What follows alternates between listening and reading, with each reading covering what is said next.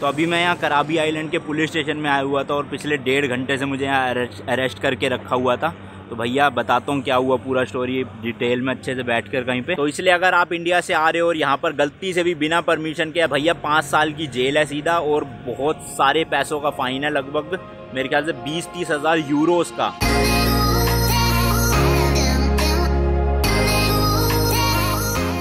तो यार एक और नया दिन, एक और नई जर्नी। आज है 22 दिसंबर 2019 और अभी बज रहे हैं सुबह के 5। मैं बैठा हूँ इस वक्त बैंकॉक के स्वर्ण भूमि एयरपोर्ट के डोमेस्टिक डिपार्चर वाले गेट्स पर।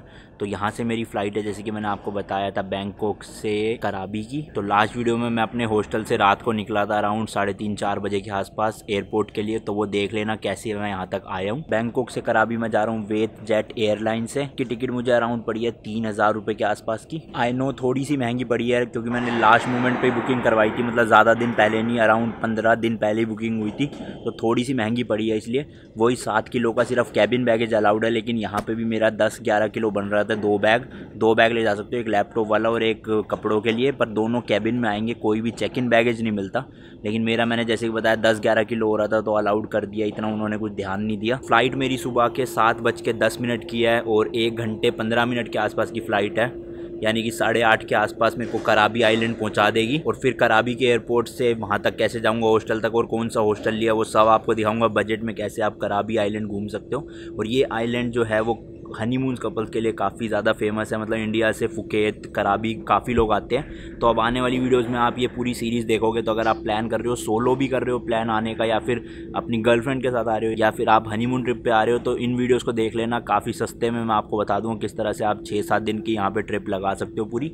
और एक टिप देता हूँ, एयरपोर्ट पर हमेशा फुल स्लीव्स की या फिर कोई एक हुडी पहन के आना, क्योंकि यहाँ पे है तो गर्मी 26-27 डिग्री है इस वक्त सुबह भी, लेकिन एयरपोर्ट के अंदर AC इतना तेज़ होता है भाई साहब, आप अगर 2-3 घंटे रुकने वाले हो ना एयरपोर्ट पे तो आपकी ठंड के मारे हालत ख़राब हो जाएगी। तो इसलिए मैं भी देख लो हुडी पहन के आया हूँ, क्योंकि जब मैं इंडिया से आया था तो वहाँ तो बहुत ठंड थी, इसलिए मुझे हुडी पहन के आना पड़ा।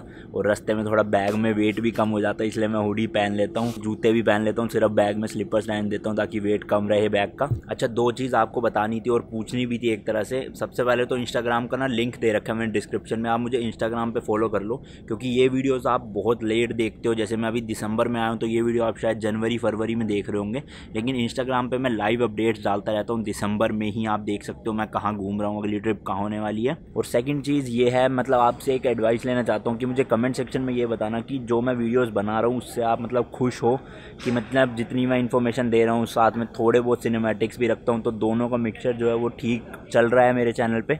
रिस्पॉन्स अभी तक अच्छा आ रहा है इजिप्ट की ट्रिप से और पाकिस्तान की ट्रिप से, लेकिन मुझे नहीं पता ये ट्रिप कैसे जाने वाली है, ये सीरीज़ कैसे जाने वाली है एक्चुअली। तो नीचे यार ज़रूर बताना कमेंट सेक्शन में कैसा लग रहा है आपको मेरा एडिटिंग और बोलने का जो भी है, या कुछ आप चाहते हो मैं चेंजेस करूं, तो सब कुछ बता देना मुझे, मैं अगले सीरीज़ से जो है ध्यान में रखूंगा उस चीज़ को। चलो भाई, बोर्डिंग जो है शुरू हो चुकी है और बाहर जो है वो दिन भी हो गया है, तो फ्लाइट से जो बाहर के सीन्स है वो अच्छी तरह से रिकॉर्ड हो जाएंगे।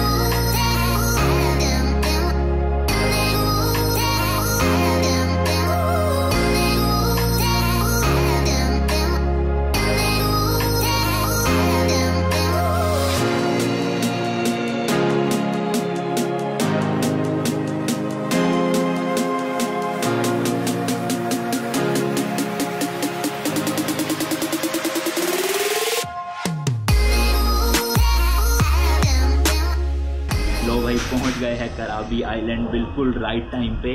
8:30 का टाइम था और 8:30 पे बिल्कुल लैंड कर चुकी थी फ्लाइट। बाहर निकलता हूँ यहाँ से, कैसे जाते हैं, कहाँ जाना चाहिए, कहाँ होटल लेना चाहिए, सब बताता हूँ आराम से। अभी AO9 150 and at what time 15 minutes. तो यहीं पे ये जो है शटल बस का काउंटर मिल जाएगा आपको। यहाँ से मैंने टिकट लिया 150 बात की, यानी कि अराउंड 320 रुपये की। तो ये मुझे ले जाएगी मेन टाउन या फिर AO9 बीच। बताता हूँ क्या चक्कर है पूरा।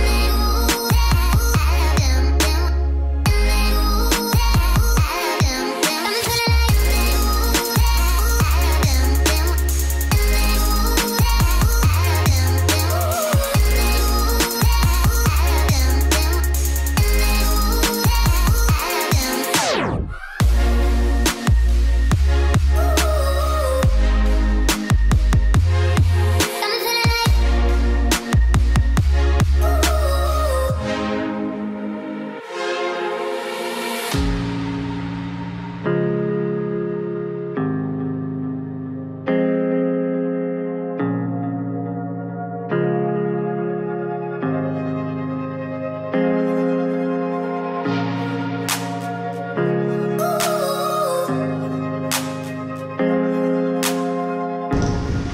लो भैया, बस ने मुझे उतार दिया मेरे हॉस्टल के बिल्कुल सामने वाली रोड पे, या फिर पीछे देख सकते हो बीच भी है।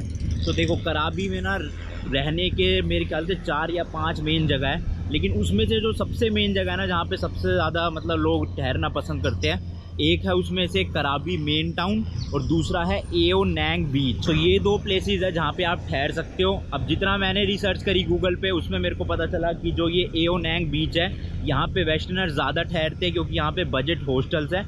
ऊपर से जो बीच है बिल्कुल वो यही है, मतलब मेन जो बीच है कराबी का। और जो कराबी मेन टाउन वाला एरिया है वो थोड़ा सिटी वाली फील देगा आपको, इसलिए वहाँ पे जो हनीमून कपल्स है या फिर जो फैमिली के साथ आते हैं वो ठहरते हैं। वहाँ पे भी आपको बजट ऑप्शन मिल जाएंगे, लेकिन इतने ज़्यादा नहीं मिलेंगे जितने यहाँ पर है। तो चॉइस आपकी, आप कहाँ पे रहना चाहते हो। एयरपोर्ट से जो बस है वो शटल बस दोनों ही जगह तक की जाती है। मुझे यहाँ पर 40 मिनट लगे आने में। मैंने लिया है एओ नैंग बीच में ऑब्वियसली, क्योंकि मैं सोलो ट्रैवलर हूँ तो यहीं पे ही अच्छा है मेरे लिए। तो वो सामने मेरा हॉस्टल है। चलता हूँ फटाफट से चेक इन करता हूँ, दिखाता हूँ कौन सा होटल है, कितने का लिया है। लेकिन उससे पहले करेंसी चेंज करा लूँ। मेरी करेंसी थाई बात जो है वो ख़त्म हो चुके पूरे।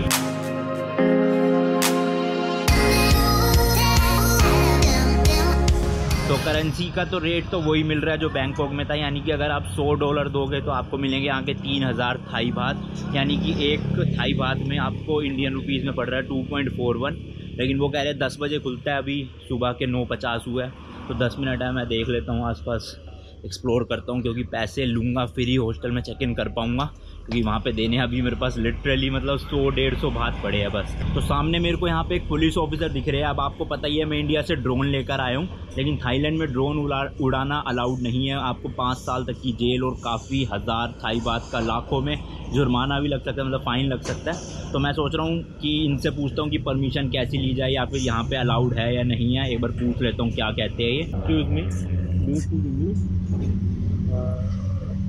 no. Actually, I need permission for drone. Permission? Drone permission. So where can I get? Is it allowed here to fly drone? Allowed? I don't know. I don't know.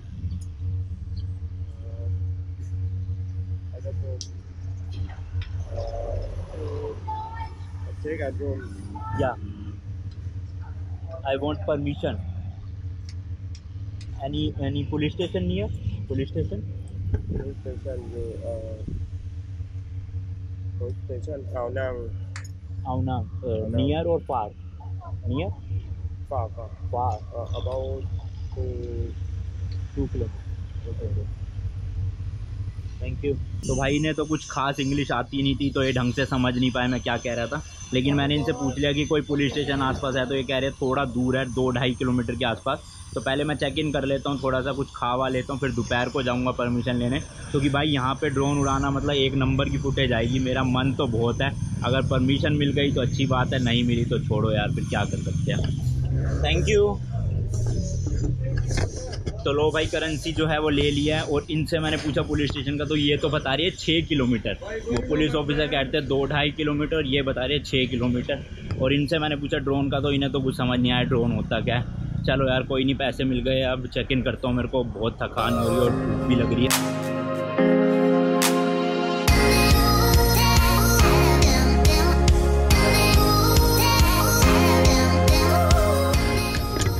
भैया hostel वालों ने तो भगा दिया, कहते 2 बजे होगा चेक इन, बेड ही खाली नहीं है कोई भी।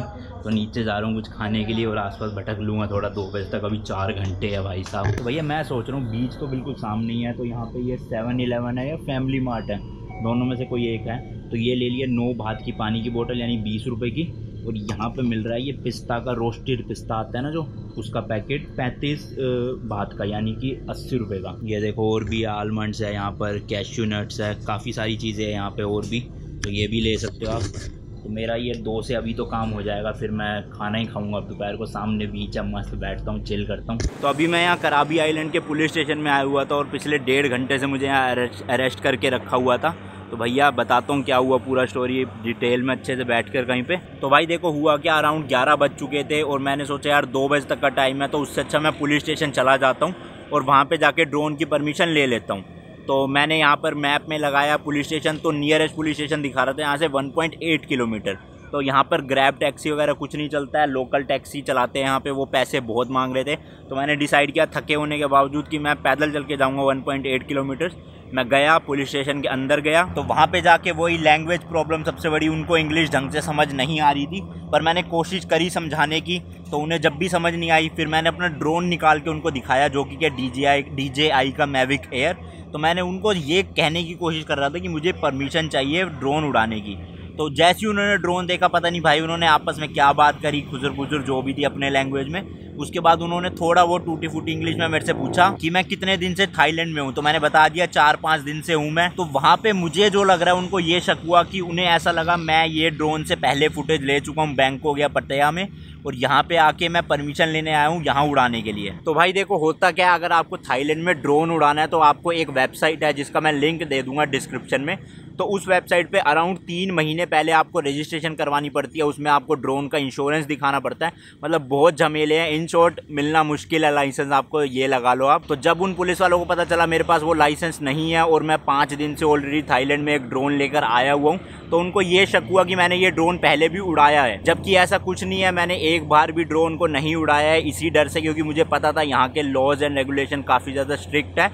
इसलिए कराबी में भी आके मैंने पहले ये डिसाइड किया कि मैं पुलिस स्टेशन जाके परमिशन पूछूंगा, अगर मिल गई तो उड़ा लूँगा, नहीं मिली तो जैसे 4-5 दिन निकाले हैं बैंकॉक पटाया में, यहाँ पे भी निकाल दूंगा बिना रिकॉर्डिंग करे। बट क्योंकि उन्हें तो हो गया था शक, तो वो अपनी लैंग्वेज में एक दूसरे से बात करते रहे कुछ ना कुछ, और मेरे को भाई साहब 1.5 घंटे तक बिठाए रखा। मतलब अभी 12:30 के भी ऊपर हो गया, 12:45 हो चुके हैं। और फिर एंड में जाके उन्होंने ये डिसाइड किया कि मेरे को उनको फुटेज दिखानी पड़ेगी ड्रोन में, जो मेमोरी कार्ड है। तो उसमें मेरे हिमाचल वाले जो व्लॉग्स है उसकी फुटेज पड़ी हुई थी थोड़ी सी ड्रोन की, तो वो मैंने दिखा दी। यहाँ का एक भी शॉट नहीं था ना, पूरे थाईलैंड का एक भी शॉट नहीं था। फिर उन्होंने जाके मुझे छोड़ा और उन्होंने परमिशन नहीं दी। उन्होंने कहा कि उसी वेबसाइट से रजिस्ट्रेशन करनी पड़ती है, जो कि भाई नेक्स्ट टू इम्पॉसिबल है लेना। 3 महीने पहले तक करवाते हैं लोग, तब भी नहीं मिलती उनको। तो मेरा तो अब बिल्कुल ही मतलब मूड खत्म हो चुका है ड्रोन को लेकर। तो भैया छोड़ दो, अब ड्रोन व्रोन कोई नहीं उड़ाना यहाँ पर। तो इसलिए अगर आप इंडिया से आ रहे हो और यहाँ पर गलती से भी बिना परमिशन के या बिना रजिस्ट्रेशन के ड्रोन उड़ाया, तो भैया 5 साल की जेल है सीधा, और बहुत सारे पैसों का फाइन है, लगभग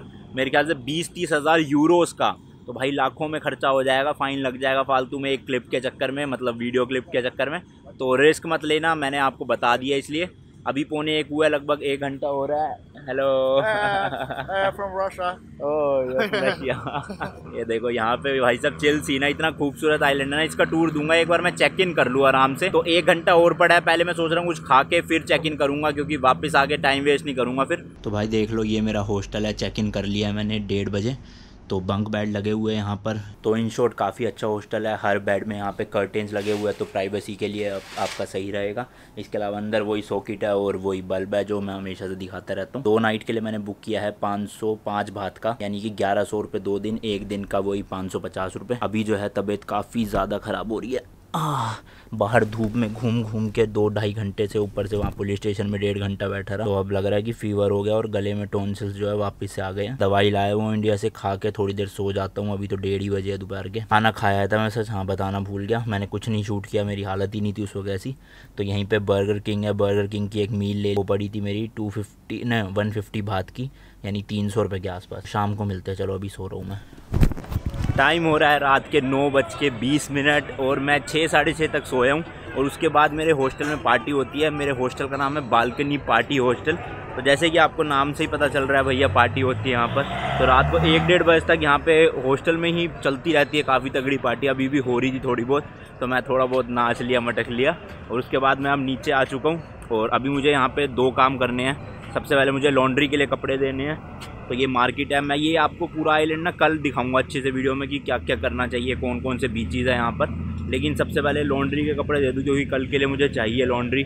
तो अभी मेरे पास कपड़े हैं नहीं, क्योंकि आपको पता ही है 7 kg के साथ मैं ट्रैवल कर रहा हूँ कपड़ों के साथ। तो भाई 4-5 दिन में सारे कपड़े गंदे हो जाते हैं, फिर लॉन्ड्री में देने ही पड़ते हैं। तो यहाँ पे लॉन्ड्री सर्विस के लिए कपड़े दे दिए मैंने, ये भाई साहब है यहाँ पर। तो अगर आप खाली धुलवाते हो कपड़े तो पर केजी, हाँ तो पर केजी है 40 बात यानी 90 रुपये।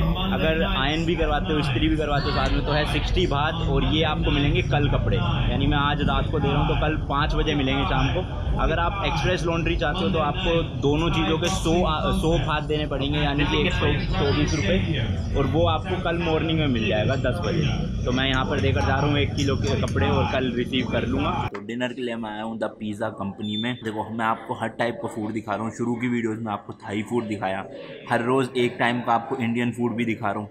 आज नहीं दिखाया लेकिन कल दिखाऊँगा पक्का।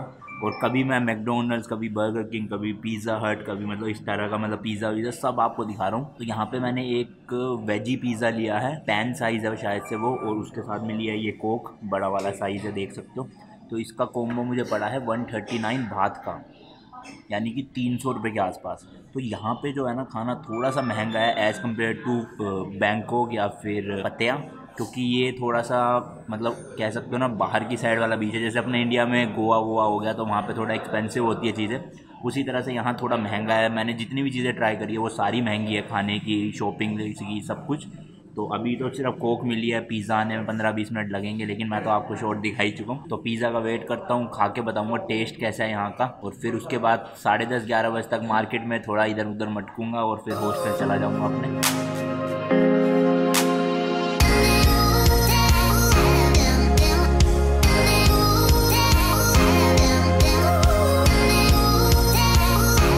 पिज़्ज़ा का जो टेस्ट था काफ़ी सही था, मैं उसे दूंगा 8 आउट ऑफ 10। और अभी रात के 10 बज रहे हैं और सामने है मेरे बीच, ठंडी ठंडी हवा आ रही है मुंह पे, और मैं यहाँ किनारे पे बैठ के मस्त म्यूज़िक सुन रहा हूँ। भाई देखो जो ट्रैवलर्स होते हैं ना वो काफ़ी डिफरेंट तरह के होते हैं, या फिर जो ब्लॉगर्स भी आप देखते हो काफ़ी अलग अलग होते हैं। जैसे अपने मिथिलेश भाई हो गए, मिथिलेश बैकपैकर से, तो वो ज़्यादा पार्टीज़ करते हैं इसलिए वो वीडियोस में पार्टीज़ दिखाते हैं, नाइट लाइफ दिखाते हैं। लेकिन मैं रियल लाइफ में बिल्कुल उल्टा हूँ। मुझे पसंद है ऐसे बीच के किनारे बैठ के लाइट म्यूज़िक सुनना, चिल मारना, शांति से बैठना। मतलब हाँ मैं करता हूँ पार्टीज़ कभी कभी, लेकिन मुझे इतना ज़्यादा पसंद नहीं है। तो इसलिए भाई मैं अपनी वीडियोज़ में भी वही चीज़ दिखाऊँगा ना जो मैं रियल लाइफ में करता हूँ या जो मुझे रियल लाइफ में पसंद है। अब मेरी जो बाली वाली सीरीज़ थी उसमें काफ़ी लोगों ने मुझे कमेंट करा कि अनमोल भाई आप पार्टीज़ नहीं दिखाते, बोट पार्टीज़ है। जैसे यहाँ भी कराबी में बोट पार्टीज़ है, जो मैं आपको प्राइजेज़ बता दूंगा कल, लेकिन मैं उसमें जाने नहीं वाला क्योंकि मुझे इतना इंटरेस्ट नहीं है। दूसरी बात मैं ड्रिंक नहीं करता, तो भाई अगर आप ऐसी पार्टीज़ में जा रहे हो और वहाँ पे ड्रिंक नहीं कर रहे हो तो मेरे हिसाब से वो वर्थ नहीं रहता पूरा का पूरा। जा सकते हो आप, खाली पार्टी कर सकते हो, लेकिन मेरे को बस वो मतलब एक लिमिट तक ही पसंद है पार्टीज़ करना, ये नहीं कि मतलब मैं हर रोज़ पार्टीज़ ही कर रहा हूँ। तो यार इन शॉर्ट बताऊँ, मेरे लिए ट्रैवलिंग का मतलब है जिस जगह पर आप जा रहे हो उसको ज़्यादा से ज़्यादा एक्सप्लोर करो दिन में, और रात में आप ऐसे बीचेस के किनारे पे आके आराम से शांति से बैठ सकते हो। यही मैं अपने हॉस्टल में रह के पार्टी भी कर सकता था, जो वहाँ पर चल रही है म्यूज़िक, लाउड म्यूज़िक, मस्त लोग डांस कर रहे हैं, ड्रिंक कर रहे हैं, लेकिन मैं ज़्यादा प्रेफर करता हूँ ये। आप कमेंट सेक्शन में बताओ आप क्या ज़्यादा प्रेफर करते हो। बाकी प्राइजेज़ देखो मैं आपको हर चीज़ के बताता हूँ, तो आपकी मर्ज़ी है आप क्या करना चाहते हो, पार्टी करना चाहते हो या शांति से बैठना चाहते हो। कि कितना ज़्यादा सुकून मिलता है ऐसे बीच के किनारे पे बैठ के, आपको पानी की लहरों की आवाज़ आ रही है, पेड़ों के थ्रू ठंडी ठंडी हवा लग रही है। यहाँ पे काफ़ी गर्मी है, दिल्ली में तो दिसंबर में इस वक्त बहुत ठंड हो रही है, लेकिन यहाँ पे 30-32 डिग्री टेम्परेचर रहता है दिन में। तो मतलब ऐसी ठंडी ठंडी हवा आपके फेस पे लग रही है, आप म्यूज़िक सुन रहे हो, शांति, मतलब इसको कहते हैं एक अच्छी हॉलीडे स्पेंड करना मेरे हिसाब से। काफ़ी लोगों के हिसाब से पार्टी करना भी ऑप्शन होता है, तो वो आपकी चॉइस है अपनी। पता नहीं आपको शायद दिख रहा होगा या नहीं दिख रहा होगा सामने, तो ये देखो कितनी मस्त लहरें आ रही है।